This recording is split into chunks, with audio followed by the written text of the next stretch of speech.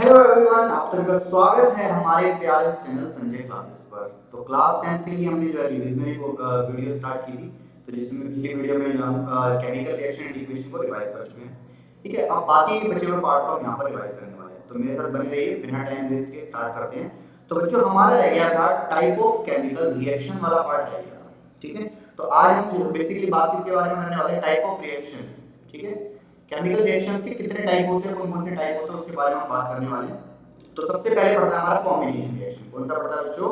Combination reaction. तो नाम से ही क्लियर हो जाता है कॉम्बिनेशन रिएक्शन में क्या होता है। कॉम्बिनेशन रिएक्शन वो रिएक्शन होती है जिसमें दो या दो से ज्यादा रिएक्टेंट्स, यानी कि दो या दो से ज्यादा रिएक्टेंट मिलकर जो है किसी सिंगल प्रोडक्ट का निर्माण करते हैं, यानी कि सिंगल प्रोडक्ट बनाते हैं।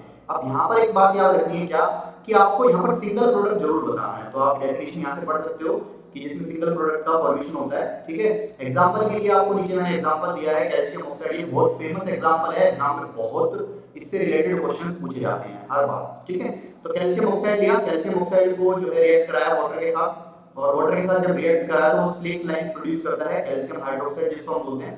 ठीक है, और वहां पर जो है अमाउंट में, मतलब काफी अच्छा अमाउंट में जो है हीट रिलीज होती है। केमिकल रिएक्शन आपके सामने नीचे दी हुई है। कैल्शियम ऑक्साइड जो होता है हमारा जो चूना पत्थर, इसको ठीक है बिना बुझा हुआ चूना बोलते हैं हिंदी में, और उसमें पानी डाल दिया, और पानी डालने के बाद वो स्लेक लाइन यानी कि बुझा हुआ चूना में देता है। तो आप इस रिएक्शन में साफ साफ नोट कर रहे होगे क्या, कि इस रिएक्शन में दो रिएक्टेंट्स हमारे मिलकर जो है, यानी कि क्विक लाइन और वाटर, हमें क्या दे रहे हैं? स्लेक लाइन, यानी कि हमारा एक सिंगल प्रोडक्ट दे रहे हैं। तो केमिकल रिएक्शन जिसमें एक सिंगल प्रोडक्ट का फॉर्मेशन होता है दो या दो से ज्यादा रिएक्टेंट से मिलकर, उसको हम कॉम्बिनेशन रिएक्शन कहते हैं। बहुत सारे और भी एग्जांपल्स हैं इसके, जैसे कि आप मैं बताऊं H2+O2, ठीक है, H2O बनता है। तो ऐसे बेसिक बेसिक सिंपल से एग्जांपल्स आप और भी लिख सकते हो। मैं तो कहूंगा बच्चों एग्जाम में बिल्कुल सिंपल वाले एग्जांपल्स लिख के आना, जैसे कि C+O2, CO2, सिंगल प्रोडक्ट का फॉर्मेशन होगा, कॉम्बिनेशन होगी। चलिए आगे बढ़ते हैं। कॉम्बिनेशन के बाद बच्चों हमारे पास जैसे कि और भी कॉम्बिनेशन रिएक्शंस जो है यहाँ पर दिखा रखी हैं, और स्लेक लाइन के बारे में और बताया है कि यहाँ पर एक व्हाइट वॉशिंग के बारे में बताया गया है आपको। व्हाइट वॉशिंग में क्या होता है बच्चों, यहाँ से रिलेटेड क्वेश्चन बहुत बार आता है कि जब आप सभी ने सुना होगा कि व्हाइट वॉशिंग करा रहे हैं घर में। व्हाइट वॉशिंग में क्या होता है असल में, जो हमने यहाँ पर स्लेक लाइन हमारे पास आया है इस रिएक्शन में, यहाँ पर आप देख रहे हो ये जो स्लेक लाइन है, इसको ही दीवारों पर लगाया जाता है, यानी कि एक तरीके का घोल बन जाता है जिसको दीवारों पर लगा दिया जाता है। और यही घोल क्या करता है, जब इसको आप दीवारों पे लगा दोगे तो बच्चों ये जो यहाँ पर कैल्शियम हाइड्रोक्साइड है, जब आप इसको दीवारों पे लगा दोगे तो ये कुछ समय बाद वहां के एनवायरनमेंट में प्रेजेंट कार्बन डाइऑक्साइड के साथ रिएक्ट करेगा, और कार्बन डाइऑक्साइड के साथ रिएक्ट करके 3-4 दिनों के बाद ये वहां पर कैल्शियम कार्बोनेट का फॉर्मेशन करता है। किसका फॉर्मेशन करता है? कैल्शियम कार्बोनेट का। अब ये कैल्शियम कार्बोनेट क्या है? तो बच्चों जो आप देखते हो कि व्हाइट वॉशिंग के बाद जो दीवारों पर एक शाइनिंग सरफेस आपको दिखाई देती है, एक शाइन सी दिखाई देती है, वो कैल्शियम कार्बोनेट की बनने की वजह से होती है। तो ये रिएक्शन होती है जिसकी वजह से क्या होता है, ये कैल्शियम कार्बोनेट बनता है, जिसकी वजह से वो शाइनिंग सरफेस आपको मिल जाती है, और हमारी दीवारें जो है व्हाइट वॉशिंग के बाद काफी चमकदार और अच्छी लगती है। ठीक है, तो कैल्शियम कार्बोनेट जो है, और भी जैसे कि एग का जो छिलका होता है उसका भी कैल्शियम कार्बोनेट उसका फॉर्मूला है, सनमरमर होता है कैल्शियम कार्बोनेट फॉर्मूला है। तो इस तरीके से आप देख सकते हो। और भी यहाँ पर कॉम्बिनेशन रिएक्शन दी है, जैसे कि C कार्बन को जलाया, ऑक्सीजन के प्रेजेंस में CO2 मिला, ये भी कॉम्बिनेशन रिएक्शन है। H2+O2 H2O मिला, ये भी कॉम्बिनेशन रिएक्शन है। इस कॉम्बिनेशन रिएक्शन में बच्चों एक रिएक्शन और आती है जिसको हम एक्सोथर्मिक केमिकल रिएक्शंस कहते हैं। क्या कहते हैं? एक्सोथर्मिक। तो बहुत इजी है। एक्सोथर्मिक केमिकल रिएक्शंस वो रिएक्शन है जिसमें प्रोडक्ट के साथ में हीट का फॉर्मेशन हो या फिर एनर्जी का फॉर्मेशन हो, हीट या फिर एनर्जी बने, उसको हम एक्सोथर्मिक कहते हैं। जैसे कि एग्जांपल के लिए burning of natural gas. Natural gas मतलब मीथेन। तो आप देख रहे हो नीचे मीथेन लिखा हुआ है CH4। CH4 को आप क्या करते हो, अगर नेचुरल गैस को जलाते हो तो आप क्या करोगे, उसके बाद आपके पास जो प्रोडक्ट मिलेगा आपको CO2 और H2O, साथ में बच्चों एनर्जी मिलेगी। आपको यहाँ पर देख सकते हो मैंने हाईलाइट कर दिया एनर्जी। एनर्जी जिस रिएक्शन में प्रोडक्ट के साथ में एनर्जी मिल रही है वो हमारी एक्सोथर्मिक रिएक्शन कहलाएगी, यानी कि ऊष्माशील, इसमें से ऊष्मा निकलती है बाहर। ऐसे ही रेस्पिरेशन को, ये क्वेश्चन बहुत बार आता है, रेस्पिरेशन को कंसीडर किया जाता है बच्चों एक्सोथर्मिक केमिकल रिएक्शन की तरह। बात आती है रेस्पिरेशन को एक्सोथर्मिक क्यों माना जाता है? रेस्पिरेशन को एक्सोथर्मिक इसलिए माना जाता है क्योंकि जब हम रेस्पिरेशन करते हैं एक्चुअली में वो क्या होता है, कंबशन ऑफ ग्लूकोज होता है। असल में जो हम चीजें खाते हैं उसमें मेनली जो हमारे को एनर्जी का सबसे बड़ा सोर्स है वो कार्बोहाइड्रेट है। कार्बोहाइड्रेट हमारी बॉडी के अंदर जाता है, कार्बोहाइड्रेट ब्रेक डाउन होकर ग्लूकोज का फॉर्मेशन करता है, और वही ग्लूकोज आपकी सेल्स में ऑक्सीजन जो हम रेस्पिरेशन के थ्रू लेते हैं, तो वही ग्लूकोज आपकी सेल्स में ऑक्सीजन के साथ रिएक्शन करके हमारे को कार्बन डाइऑक्साइड वाटर प्लस में एनर्जी प्रोवाइड करता है, जिस एनर्जी को हम बॉडी फंक्शंस में इस्तेमाल करते हैं, चलने फिरने में, ठीक है, जो भी हमारी एनर्जी यूज हो रही है वो हमारी सारी क्या हो रही है, हमारी सेल्स में बनती है। तो इस रिएक्शन में ये जो रेस्पिरेशन वाली रिएक्शन थी, इसके अंदर भी एनर्जी का फॉर्मेशन हुआ है बच्चों। तो इसीलिए कंसीडर किया जाता है इसको भी एक्सोथर्मिक की तरह, यानी कि respiration also considered as a exothermic chemical reaction. तो आप इसमें जो है केमिकल रिएक्शन देख सकते हो, ग्लूकोज का, ग्लूकोज में ऑक्सीजन से रिएक्शन करी CO2, ठीक है, और H2O और एनर्जी बनी, तो एनर्जी का फॉर्मेशन हो रहा है, इसका मतलब है ये भी क्या हमारी एक्सोथर्मिक केमिकल रिएक्शन। चलिए नेक्स्ट टाइप है डिकम्पोजिशन रिएक्शन बच्चों। डिकम्पोजिशन रिएक्शन, डिकम्पोजिशन नाम से समझ में आ रहा है, डिकम्पोज होगी जो चीज, यानी कि इसमें एक सिंगल रिएक्टेंट या फिर एक सिंगल सब्सटेंस कह लो, वो ब्रेक डाउन होता है और दो या दो से ज्यादा प्रोडक्ट हमें देता है। यानी कि एक चीज आएगी सिंगल होगी और वो जैसे टूट जाएगी तो दो या दो से ज्यादा प्रोडक्ट आपको मिलेंगे। तो एग्जांपल के लिए FeSO4, फेरस सल्फेट लिया, फेरस सल्फेट को हीट किया, हीट करने के बाद वो Fe2O3 SO2 एंड SO3 मिलता है। यानी कि फेरस सल्फेट के क्रिस्टल को आप हीट करते हो तो पहली बात तो यहाँ पर वाटर क्रिस्टलाइजेशन होता है, जो FeSO4 होता है उसके साथ 7H2O यानी 7 मॉलिक्यूल पानी के जुड़े रहते हैं। जैसे आप उसको हीट करोगे, सीधी सी बात है, पानी को हीट करोगे क्या बनेगा, भाप बन के उड़ जाएगा। तो जैसे आप उसको हीट करोगे बच्चों, वो भाप बन के उड़ जाएगा और उड़ने के बाद क्या होगा, उस फेरस सल्फेट के क्रिस्टल का कलर चेंज हो जाएगा। तो सीधी सी बात है, पानी निकल गया, उसमें कलर चेंज हो गया, तो यहाँ पर डिकम्पोजिशन होना स्टार्ट हो जाता है जैसे आप हीट करते हो।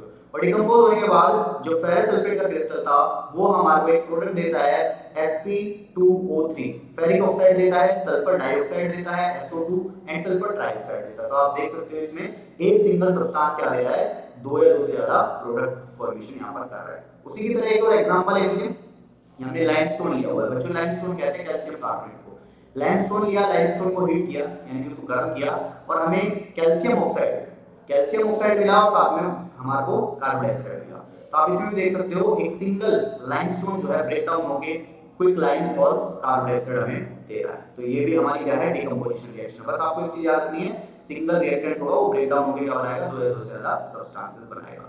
उसी तरीके से और एग्जांपल आपके सामने PbNO3 का ओल्ड वाइस, लेड नाइट्रेट इसको कहते हैं बच्चों। लेड नाइट्रेट को हीट किया और हीट करने के बाद आपको PbO यानी कि लेड ऑक्साइड साथ में NO2 और O2 आपको मिलते हैं। तो इस रिएक्शन में आप साफ साफ देख सकते हो एक सिंगल रिएक्टेंट को यानी कि एक सिंगल सब्सटेंस को हीट करके दो या दो से ज्यादा प्रोडक्ट आप देखने को मिल रहे हैं। ऐसे ही अदर एग्जांपल, एक और एग्जांपल आपके एनसीईआरटी के सारे एग्जांपल जो एनसीईआरटी के हैं, यहां से रिलेटेड क्वेश्चन जरूर आएंगे, ध्यान रखना आपके एग्जाम में। अगला एग्जांपल है बच्चों AgCl, जो कि हमारा सिल्वर क्लोराइड होता है, उसको सनलाइट के प्रेजेंस में, अगर उसको सनलाइट के प्रेजेंस में छोड़ दिया जाए तो वो Ag और Cl2 अलग-अलग हो जाते हैं, यानी कि यहाँ पर भी डिकम्पोजिशन उसका हो जाता है, ठीक है। और यहाँ पर आप नीचे देख सकते हो, यहाँ पर बताया गया है कि सिल्वर क्लोराइड जो है वो ग्रे कलर में बदल जाता है, मतलब जैसे उसका डिकम्पोजिशन होता है वो ग्रे कलर में बदल जाता है, ठीक है। डिकम्पोजिशन होता है उसका कारण, ठीक है भाई, सिल्वर क्लोराइड जब डिकम्पोज होकर सिल्वर और क्लोराइड बना रहा है लाइट के द्वारा तो वो ग्रे कलर में चेंज हो जाता है। ऐसे ही एक और एग्जांपल आपके सामने, नेक्स्ट एग्जांपल है AgBr यानी कि सिल्वर ब्रोमाइड, सनलाइट के प्रेजेंस में सेम चीज करता है, Ag अलग हो जाता है, Br2 अलग हो जाता है, यानी कि गैस के फॉर्म में Br हमारा गैस के फॉर्म में निकल जाता है। तो यहाँ पर भी आप देख रहे हो एक सिंगल रिएक्टेंट टूट कर क्या दे रहा है, हमारा प्रोडक्ट दे रहा है। तो ये जो रिएक्शंस है, ठीक है, वो जो है ब्लैक एंड व्हाइट फोटोग्राफी में इस्तेमाल की जाती है, ऐसा आपकी बुक में जो इंफॉर्मेशन दी गई है, ठीक है, तो इसको भी ध्यान में थोड़ा रखिए। नेक्स्ट एग्जांपल या सॉरी नेक्स्ट जो टाइप है रिएक्शन का वो है डिस्प्लेसमेंट रिएक्शन, बहुत one of the most important reaction बच्चों, इंपॉर्टेंट रिएक्शन है डिस्प्लेसमेंट रिएक्शन। तो चलिए देखते हैं इसमें क्या होता है। डिस्प्लेसमेंट रिएक्शन बहुत इजी है बच्चों। डिस्प्लेसमेंट रिएक्शन में सिंपल सा रूल है, क्या, कोई चीज डिस्प्लेस हो जाती है, यानी कि यहाँ पर क्या होता है, high reactive metal low reactive metal को उसके कंपाउंड से डिस्प्लेस कर देता है। समझ में आई बात क्या, तो दोबारा सुनो, high reactive metal low reactive metal को उसके कंपाउंड से डिस्प्लेस कर देता है। फॉर एग्जांपल यहाँ पर आयरन को डाला गया कॉपर सल्फेट के सॉल्यूशन में, एक्वस सॉल्यूशन क्यों बोल रहा हूं मैं, यहाँ पर एक्वस आपको साइन दिखाई दे रहा होगा इसलिए मैं सॉल्यूशन बोल रहा हूं। कॉपर सल्फेट का सॉल्यूशन बच्चों जनरली जो है एक तरीके से ब्लू कलर का होता है। जैसे उसमें आयरन डाला गया तो कॉपर सल्फेट में से आयरन क्या करता है, कॉपर को अलग कर देता है, because iron is more reactive than copper, ठीक है। तो कॉपर को उसके सल्फेट से अलग कर दिया और यहाँ पर फेरस सल्फेट का फॉर्मेशन हुआ, आयरन सल्फेट जिसको कहते हैं। तो यहाँ पर आप देख सकते हो आयरन ने क्या करा, कॉपर को डिस्प्लेस कर दिया उसके कंपाउंड से। तो ऐसी रिएक्शन हमारी डिस्प्लेसमेंट रिएक्शन कहलाती है। नीचे और भी एग्जांपल है, जैसे कि जिंक को डाल दिया कॉपर सल्फेट में, तो जिंक के पास भी टेंडेंसी है कॉपर को डिस्प्लेस करने की। तो यहाँ पे आप देख सकते हो जिंक सल्फेट का फॉर्मेशन हुआ, कॉपर हमारा अलग हो गया। ऐसे ही लेड के पास भी कॉपर को डिस्प्लेस करने की टेंडेंसी है, तो लेड ने भी अगर कॉपर क्लोराइड से कॉपर को अलग कर दिया तो लेड क्लोराइड बन गया और कॉपर अलग हो गया। तो ये आप सभी कौन सी रिएक्शन देख रहे हो बच्चों? Displacement reaction. तो डिस्प्लेसमेंट रिएक्शन क्या होता है? कोई हाई रिएक्टिव मेटल कोई लो रिएक्टिव मेटल को डिस्प्लेस कर देता है। चलिए आगे देखते हैं। तो बच्चों नेक्स्ट है हमारा डबल डिस्प्लेसमेंट। यहाँ पर देखो नाम में डबल डिस्प्लेसमेंट आ गया है, थोड़ा सा यहाँ पर बच्चों को कंफ्यूजन भी क्रिएट हो जाती है। सर डबल डिस्प्लेसमेंट तो नाम से पता लग जाता है, वैसे इसकी डेफिनेशन बहुत सिंपल है। इसकी डेफिनेशन कहती है कि डबल डिस्प्लेसमेंट रिएक्शन वो रिएक्शन होती है जिसमें रिएक्टेंट्स के बीच में आयंस का एक्सचेंज हो जाता है, यानी कि रिएक्टेंट्स के बीच में आयन एक्सचेंज करते हैं और प्रोडक्ट बन जाएंगे। तो फॉर एग्जांपल के लिए यहाँ पर मैंने जो है एक सॉल्यूशन लिया जिसको सोडियम सल्फेट का सॉल्यूशन है, दूसरा हमने बेरियम क्लोराइड का सॉल्यूशन लिया और दोनों को आपस में मिला दिया। तो यहाँ से हुआ क्या? आयन एक्सचेंज हो गए और हमारा जो प्रोडक्ट बना वो बेरियम सल्फेट और सोडियम क्लोराइड बना, यानी कि इन दोनों ने क्या कर दिया? आपस में आयन एक्सचेंज कर लिया। तो यहाँ पर आयन के एक्सचेंज हो रहा है, तो इसलिए यहाँ पर क्या है हमारे डबल डिस्प्लेसमेंट। तो इसका नाम डबल डिस्प्लेसमेंट जो बच्चों को याद कराता हूँ सिंपल सा तरीका है, दो बार डिस्प्लेसमेंट। डबल डिस्प्लेसमेंट मतलब दो जगह से डिस्प्लेसमेंट। तो आप देख सकते हो इसमें एक तरीके से देखा जाए तो सोडियम सल्फेट था और यहाँ बेरियम क्लोराइड था, तो सोडियम ने बेरियम की जगह ली और बेरियम ने सोडियम की जगह ली, तो दोनों एक दूसरे को डिस्प्लेस करते हैं, डबल डिस्प्लेसमेंट खत्म। चलिए अगली बात सुनते हैं। तो नेक्स्ट रिएक्शन है बच्चों ऑक्सीडेशन एंड रिडक्शन। बहुत इंपॉर्टेंट रिएक्शन है, यहाँ से क्वेश्चन पूछे जा सकते हैं। एक हाँ ऑप्शनल क्वेश्चन जरूर आएंगे बच्चों, जो आपके 20 मार्क्स के ऑप्शनल क्वेश्चन आ रहे हैं, एमसीक्यूज आ रहे हैं, वहां पर ये क्वेश्चन यहाँ से रिलेटेड क्वेश्चन हो सकता है, पक्का हो सकता है, चांसेस है। इस रिएक्शन में क्या होता है? तो सबसे पहले हम ऑक्सीडेशन को समझते हैं बच्चों। What is the meaning of oxidation? Oxidation में कहता है if a substance gain oxygen और loss of hydrogen during the reaction it is said to be oxidized. कह रहा है कि अगर कोई सब्सटेंस ऑक्सीजन गेन कर ले या फिर हाइड्रोजन को लॉस कर दे उसको ऑक्सीडेशन कहते हैं, यानी कि उसको ऑक्सीडाइज हो चुका है। ठीक है, ऑक्सीडेशन हुआ उसका। तो देखते हैं एग्जांपल के थ्रू। एग्जांपल है कॉपर था बच्चों। कॉपर को आप ऑक्सीजन के प्रेजेंस में हीट करो, तो कॉपर को जैसे ऑक्सीजन के प्रेजेंस में हीट करोगे तो सीधी सी बात है वो कॉपर ऑक्साइड बना लेगा, और कॉपर ऑक्साइड बना लेगा तो आप देख सकते हो रिएक्टेंट के साइड में कॉपर के पास कोई भी ऑक्सीजन नहीं था, लेकिन प्रोडक्ट में जाकर कॉपर के पास क्या आ गया? ऑक्सीजन आ गया। तो यानी कि कहीं ना कहीं कॉपर ने ऑक्सीजन को गेन किया है, और कॉपर ऑक्सीजन गेन कर रहा है तो इसका मतलब उसका क्या हो रहा है? ऑक्सीडेशन हो रहा है। क्लियर है बच्चों? अब बात आती है ऑक्सीडाइज क्या हुआ? कॉपर। ध्यान रहे बहुत से बच्चे क्या करते हैं? कॉपर ऑक्साइड लेके आ जाते हैं, कॉपर ऑक्साइड चला यहां पर ऑक्सीडाइज कॉपर हो रहा है बच्चों। ठीक है, किसकी वजह से हुआ? ऑक्सीजन की वजह से हुआ। तो यहां पर ऑक्सीडाइजिंग एजेंट कौन हुआ? ऑक्सीजन। यानी कि जो ऑक्सीडाइज करा रहा है वो ऑक्सीडाइजिंग एजेंट कहलाएगा, जो ऑक्सीडाइज हो रहा है वो ऑक्सीडाइज्ड कहलाएगा। सीधी सी बात। चलिए तो यहां पर कॉपर का जो है सेकंड ऑक्साइड बन के आता है। ठीक है, नेक्स्ट आते हैं बच्चों हमारे रिडक्शन। रिडक्शन क्या होता है? इसका ऑपोजिट, ऑक्सीडेशन का जस्ट ऑपोजिट। यानी कि if a substance loss oxygen और गेन हाइड्रोजन, अगर कोई सब्सटेंस ऑक्सीजन का लॉस कर दे यानी ऑक्सीजन छोड़ दे और गेन कर ले हाइड्रोजन का, हाइड्रोजन उसके पास आ जाए, तो हम उसको क्या कहेंगे? रिडक्शन कहते हैं। ठीक है, एग्जांपल के लिए उसी को लेते हैं। हमने इससे पहले वाले रिएक्शन में क्या देखा था? कॉपर ऑक्साइड बन गया था। अब कॉपर ऑक्साइड पे हमने क्या डाल दी बच्चों? हाइड्रोजन गैस डाल दी। कॉपर ऑक्साइड पे जैसे हाइड्रोजन गैस डालते हैं हीट करा हुआ, तो कॉपर ऑक्साइड पे जैसे डालेंगे तो कॉपर, देखो ध्यान से, यहाँ कॉपर के पास ऑक्सीजन थे बच्चों, लेकिन प्रोडक्ट में जाके कॉपर बेचारा अकेला पड़ गया और साथ में वाटर बन गया। तो यहाँ पर जो ऑक्सीजन थे वो क्या हो गए? लॉस हो गए। ठीक है, तो यहाँ पर क्या हुआ बच्चों? रिडक्शन हुआ। अच्छा, किसका रिडक्शन हुआ? कौन रिड्यूस हुआ है? तो हम बोलेंगे कॉपर ऑक्साइड रिड्यूस हुआ है। बहुत से बच्चों को लगता है अभी हमें कॉपर बोलना है, कॉपर नहीं बोलना है। अब आप देखो कि रिडक्शन किसका हुआ है? कॉपर ऑक्साइड का रिडक्शन हुआ, तो आप यहाँ पर क्या बोलोगे? कॉपर ऑक्साइड का रिडक्शन हुआ है। एजेंट कौन हुआ यहाँ पे? रिड्यूसिंग एजेंट कौन हुआ? H2, यानी कि hydrogen gas is the reducing agent. चलिए बहुत बढ़िया। अब बच्चों एक बहुत इंपॉर्टेंट सी चीज आप देख रहे हो, इस रिएक्शन को मैंने कंबाइन करके लिख दिया, इस वाली रिएक्शन को कंबाइन करना है, इस रिएक्शन को ध्यान से। इस रिएक्शन में कॉपर ऑक्साइड था, प्लस में हाइड्रोजन गैस डाली और हमारा रेट देकर हमारा कॉपर मिला और H2 मिला।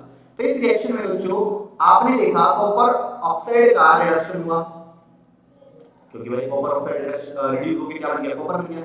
लेकिन वहीं पर हाइड्रोजन जो था, हाइड्रोजन के पास एक भी ऑक्सीजन नहीं था, लेकिन प्रोडक्ट में जाकर हाइड्रोजन के पास ऑक्सीजन आ गया। दैट मींस कि हाइड्रोजन का क्या हुआ बच्चों? ऑक्सीडेशन हुआ है। तो इस रिएक्शन में बच्चों ऑक्सीडेशन रिडक्शन दोनों हो रहे हैं, that's why this reaction is called redox reaction. Redox मतलब रे मतलब रिडक्शन, मतलब रेड मतलब रिडक्शन, और ऑक्स मतलब ऑक्सीडेशन। तो रिडक्शन ऑक्सीडेशन जिस रिएक्शन में दोनों होते हैं वो रेडॉक्स कहलाती है। चलिए, कोई दिक्कत हो तो बच्चे कमेंट जरूर करना, ठीक है।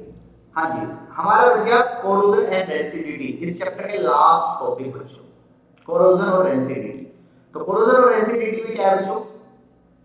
कोरोजन बहुत सिंपल सा प्रोसेस है। कहते हैं कि कोई भी मेटल या कोई भी जो है मेटल से बनी हुई चीज, सब्सटेंस, अगर एयर के, मॉइस्चर के, एसिड के, ठीक है, इन सब के कांटेक्ट में जब आता है, जो ऑक्सीजन की, इन सब के कांटेक्ट में आता है तो वो अपने ऊपर एक लेयर बना लेता है, एक लेयर बना लेता है और वो डिके होना स्टार्ट हो जाता है, वो लेयर चढ़ जाती है उसके ऊपर, तो उसको हम बोलते हैं कोरोड, और इस प्रोसेस को कोरोजन कहते हैं। फॉर एग्जांपल, सबसे बेस्ट एग्जांपल है rusting of iron. Rusting of iron, rusting of iron एक ऐसा एग्जांपल है जो क्या करता है, साफ साफ दिखाता है कोरोजन को। कैसे भाई, आप किसी भी लोहे की चीज को जो है खुले में छोड़ दो, पानी के कांटेक्ट में आ रहा है, एयर के कांटेक्ट में आ रहा है, मॉइस्चर के कांटेक्ट में, इन सब चीजों के कांटेक्ट में रहेगा लोहा, तो उस टाइम बाद उसका कलर जो है थोड़ा ब्राउनिश ब्राउनिश होने लग जाता है, उसके ऊपर एक लेयर आने लग जाती है जो कि एक फेरिक ऑक्साइड की लेयर होती है, जो कि जंग लग जाता है उसके ऊपर। इससे पहले वाली वीडियो में डिस्कस किया था हमने इस चीज का, जंग लगना। तो बच्चों ये कोरोजन हो रहा है। ऐसे ही कॉपर का भी कोरोजन हो जाता है, ठीक है। कॉपर को भी ऑक्सीजन के प्रेजेंस में डाला था, कॉपर ऑक्साइड की ब्लैक कलर की लेयर आ गई थी, वो भी कोरोजन है। चांदी का भी थोड़े टाइम में काला पड़ जाना, थोड़ा काला काला पड़ जाता है चांदी, ठीक है, तो वो कोरोजन हो जाता है। तो कोरोजन सिंपल सा प्रोसेस है कि अगर एक अदर टाइप की लेयर उसके ऊपर बन जाती है। ऐसे बच्चों बात पता क्या है, यहाँ से क्वेश्चन ये आ जाता है कि कोरोजन से बचे कैसे, प्रिवेंशन कैसे किया जाए उससे। तो बच्चों अगर मैं रस्टिंग ऑफ आयरन की बात करूं, तो आयरन को बचाने के लिए सिंपल सा जो हम अपनी डेली लाइफ में इस्तेमाल करते हैं वो है पेंट करके, पेंट अप्लाई करो, पेंट लगा दो उसके ऊपर, ठीक है। बहुत से पेंट यूज करते हैं, तो वो उससे क्या होता है कि पेंट है ना, हवा के बीच में और लोहे के बीच में एक लेयर बन जाती है पेंट की, जो कि एक तरीके से ऑक्सीजन को डायरेक्ट अटैक नहीं मारने देती लोहे पर, जिससे कि हमारा जो है जलने लगता, ठीक है। ऐसी बहुत सारी चीजें वैसी भी होती हैं जिस पर सर हम जो है पेंट तो कर ही नहीं सकते, तो उस पे क्या करें। तो बच्चों अलग अलग मेथड होते हैं बचाने के लिए, जैसे कि इलेक्ट्रोप्लेटिंग की जाती है। इलेक्ट्रोप्लेटिंग में क्या होता है, दूसरे मेटल की जो है प्लेटिंग की जाती है, क्रोमियम की प्लेटिंग की जाती है। इलेक्ट्रोप्लेटिंग हो गया, गैल्वेनाइजेशन हो गया, गैल्वेनाइजेशन भी एक ऐसा प्रोसेस है जिसमें जो है जिंक की लेयर बनाई जाती है दूसरे मेटल्स पर, उसको कोरोजन से बचाने के लिए, ठीक है। एनोडाइजिंग हो गया, एनोडाइजिंग में भी आगे ये सारे प्रोसेस हम डिस्कस करेंगे। एनोडाइजिंग हो गया, एनोडाइजिंग में भी उसको बचाने के लिए किया जाता है। तो सिंपल सिंपल से प्रोसेस है। लास्ट प्रोसेस है बच्चों rancidity. What is the meaning of rancidity? ये भी एक ऐसा प्रोसेस है, इसमें क्या होता है, कोई चीज ना ऑक्सीडाइज हो जाती है। फॉर एग्जांपल कोई फैट, जिसके अंदर फैट वगैरह से कंटेंट चीजें हैं, ऑयल कंटेनिंग चीजें हैं, जो ऑयल से बनी हुई है, तली तली हुई, ठीक है, ऐसे जो सब्सटेंसेस होते हैं, अगर उसको आप ओपनली छोड़ दो ना, तो वो ऑक्सीजन से रिएक्ट कर जाते हैं, और ऑक्सीजन से रिएक्ट करने के बाद बच्चों को है ना थोड़ा ऑक्सीडाइज हो जाते हैं, और उनका टेस्ट, उनकी स्मेल जो है चेंज हो जाती है। इसी को हम ऑक्सीडेशन कहते हैं। अब इसका ऑक्सीडेशन हो गया, ठीक है, ऐसे सब्सटेंसेस का क्या हो गया, ऑक्सीडेशन हो गया, और इसी प्रोसेस को रेंसिडिटी कहा गया है। जो ये टेस्ट और स्मेल जो चेंज हो गई ना, इस प्रोसेस को रेंसिडिटी कहा गया है, जो कि खाने लायक नहीं है उससे। तो ऐसे सब्सटेंसेस को रेंसिडिटी से बचाने के लिए भी एक तरीका अपनाया जाता है। जैसे कि आपने जो है दुकानों पे देखा होगा कि जो चिप्स, जो कुरकुरे वगैरह बिक रहे हैं, उनके अंदर एक गैस भरी जाती है जो कि नाइट्रोजन गैस है बच्चों। उस नाइट्रोजन गैस को डाला जाता है जो कि इनर्ट गैस होती है, वो इसलिए डाली जाती है ताकि वो लंबे समय तक बिना रेंसिडिटी हुए रुक सके, यानी कि लंबे समय तक बिक सके। क्योंकि अगर उसमें ना डाली जाए ना तो बच्चों ज्यादा देर तक चल नहीं पाए, वो जल्दी ही सील जाते हैं, जिसको नॉर्मल लैंग्वेज में बोलते हैं हम सील गए। तो खानी नहीं चाहिए बच्चों, वो आपको फूड पॉइजनिंग, बहुत सारी बीमारी कर सकती है आपको, ठीक है। तो याद रहे ऐसी चीजों से बचें। तो बच्चों यहाँ पर हमारा जो चैप्टर है वो कंप्लीट हो चुका है। मैं आपको थोड़ा सा डिस्कस कर देता हूँ कुछ और भी इंटरेस्टिंग क्वेश्चंस के बारे में जो इस चैप्टर से रिलेटेड आ सकते हैं, तो ध्यान रखना, ठीक है। चलिए, क्या क्वेश्चन आ सकते हैं बच्चों, तो ध्यान से सुनना बच्चों। इस चैप्टर से रिलेटेड एक तो डिस्प्लेसमेंट रिएक्शन, आपको डिस्प्लेसमेंट रिएक्शन पर बहुत ध्यान देना है बच्चों, ठीक है। डिस्प्लेसमेंट रिएक्शन को अच्छे से पढ़ के जाना है। डिस्प्लेसमेंट रिएक्शन से क्वेश्चन पक्का पक्का आ सकता है, ठीक है। कोरोजन से जो लास्ट टॉपिक है, कोरोजन से बच्चों क्या क्वेश्चन आ सकता है, मैंने भी आपको बताया। कोरोजन से ये क्वेश्चन आ सकता है कि किस तरीके से कोरोजन का प्रिवेंशन करें, कोरोजन होता क्या है, वो सब आ सकता है, ठीक है। डेफिनेशन के तौर पे जो कि बोर्ड के एग्जाम में काफी बार मैंने चीज देखी है, बहुत सिंपल सा क्वेश्चन है कि क्यों जो है कॉम्बिनेशन रिएक्शन और डिकम्पोजिशन रिएक्शन, इन दोनों को एक दूसरे का अपोजिट समझा जाता है, फिर एग्जांपल समझाना होता है। तो ये क्वेश्चन भी बहुत ज्यादा इंपॉर्टेंट है, यानी कि कॉम्बिनेशन और जो है डिकम्पोजिशन रिएक्शन के बेसिस पे भी क्वेश्चन आ सकते हैं, तो ध्यान रहे। और जो मैंने आपको व्हाइट वॉशिंग वाला केस समझाया बच्चों, कौन सा, जो व्हाइट वॉशिंग वाला केस समझाया था बच्चों, वो वाले क्वेश्चन भी अच्छे से कर लें। वहां पर भी क्वेश्चन आ सकता है कि व्हाइट वॉशिंग में जो है किस चीज का इस्तेमाल किया जाता है, ये सारी चीजें क्वेश्चन आते हैं। समझ में आई बच्चों? तो ये वीडियो यहीं तक थी बच्चों, मैंने आपको पूरा चैप्टर रिवाइज करा दिया। अगर किसी बच्चों को कोई डाउट है तो इसमें कमेंट करें और ज्यादा से ज्यादा इस वीडियो को शेयर करें। एक क्विक रिवीजन है बच्चों आप सभी के लिए संजय क्लासेस की तरफ से, तो ज्यादा से ज्यादा शेयर करें, लाइक करें और चैनल को सब्सक्राइब करना ना भूलें बच्चों। और अगर आप फुल टाइम कोर्स चाहते हो नेक्स्ट ईयर के लिए, फुल टाइम कोर्स चाहते हो तो हमारे संजय क्लासेस के ऐप को डाउनलोड जरूर करें। मिलते हैं अगली वीडियो में, आपको जल्दी जल्दी जो रिवीजन कराते रहेंगे, ठीक है? तब तक के लिए थैंक यू सो मच।